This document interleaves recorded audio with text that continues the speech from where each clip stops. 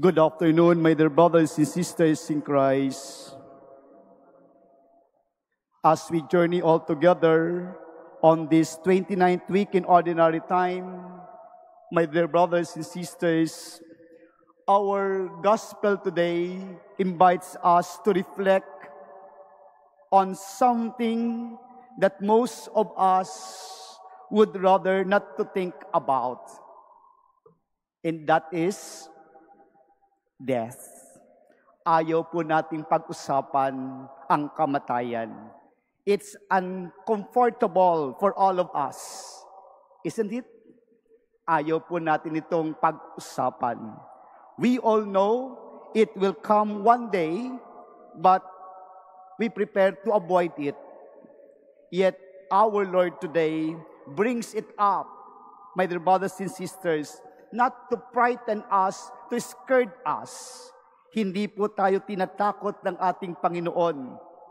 But, my dear brothers and sisters, the Lord tells us, or to help us, to live wisely and meaningfully before that day arrives. Ipinapaalala po sa atin ng ating Panginoon kung paano mabuhay ng totoo at makahulugan bago dumating ito sa ating buhay. In our gospel today, my dear brothers and sisters, Jesus tells the story of a rich man whose land produced bountiful harvest. Everything was going well for him. His business so successful. His future defined completely secure. And he thought he had everything he needed. He said to himself, now I can relax, eat, drink, and enjoy life. But that very night, God said to him, you fool, this very night your life will be taken from you, and you in who will enjoy all that you have prepared. Mother, brothers, and sisters, in one short moment, everything changed. All riches, his plans, his dreams, none of it mattered anymore. He had spent his life storing up for things for himself, but he forgot to store up what truly mattered to God. My dear brothers and sisters, many of us can see ourselves in that rich man in our gospel today. We also make plans for our work, for our future, for our children, for our retirement. And that's not bad, my dear brothers and sisters. Planning and working hard are good things, but the danger comes when we start believing that we are all in control of everything. When we live as if our success, our comfort, and security depend only on us. We save money for the future, but sometimes we forgot to invest in eternity. We build houses, but sometimes we forget to build a home filled with love. We chase success, but sometimes we forget to chase holiness. Life can change in a second. Life can change in a second.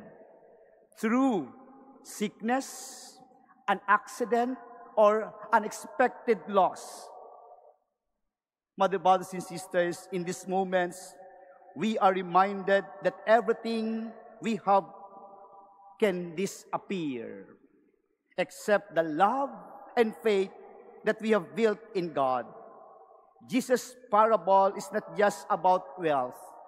It's about where our hearts are.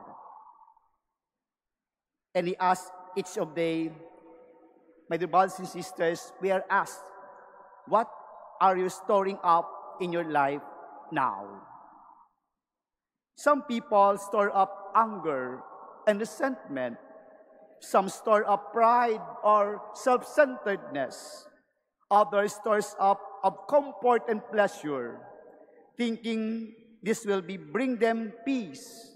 But Jesus invites us to store up what lasts, my dear brothers and sisters, and that is our faith, our love, the mercy, kindness, and forgiveness. Because when our time comes, God will not ask how much we owned, but how much we love.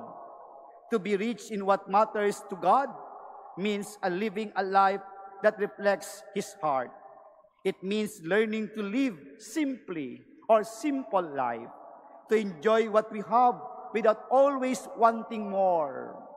It means being grateful, recognizing that everything we have is a gift. It means being generous, not only with money, but with our time, our patience, and our presence as well. It means putting relationships above possession and God above everything. Mother, brothers, and sisters, when we live this way, we discover a joy that no money or amount of money can buy. The peace that comes from knowing that our lives are in God's hands. Again, my dear brothers and sisters, we are reminded, every new day is a gift, a fresh chance to love, to serve, and to make peace, and to draw closer to God. We don't know how long we will live. We don't know how long we will live. But we do know we can live today well. We can forgive person we have been avoiding. We can reach out someone in need. We can spend time with family. We can pray more sincerely. We can begin again. Mother, brothers, and sisters, because at the end of our life, what will matter most are not the things we owned or achieved, but the love we give and the faith we kept. There's an old saying goes, we can take anything with us when we die. Wala po tayong madadala kahit ano pag tayo ay mamatay. That's true.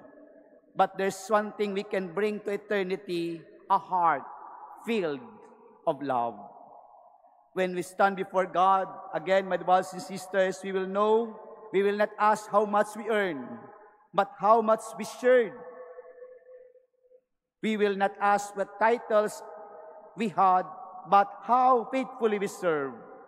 We will not ask what house we live in, but whether our homes was filled with love and forgiveness. So today, my dear brothers and sisters, the Lord teaches us to live wisely and simply. Help us not to be blinded by our possessions that we have, or worldly possession or success that we have right now. Mix rich in faith, hope, and love. When our time comes, may you find us ready. Not with full hands, but with full hearts. Amen.